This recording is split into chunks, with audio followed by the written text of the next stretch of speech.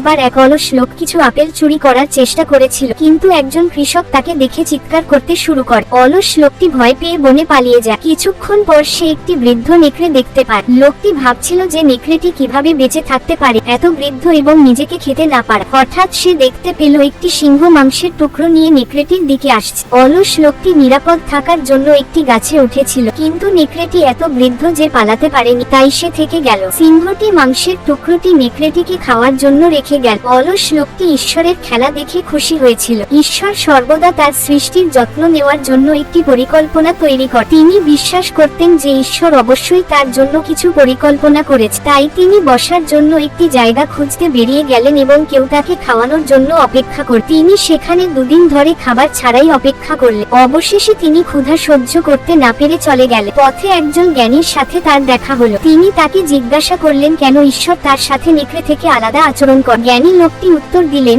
এটা সত্য যে ঈশ্বরের সবার জন্য একটি পরিকল্পনা আছে, তুমি অবশ্যই তার পরিকল্পনার অংশ। কিন্তু বাবা, সে তোমাকে নেকড়ের মতো হতে চায়, সে চেয়েছিল তুমি সিংহের মতো হও।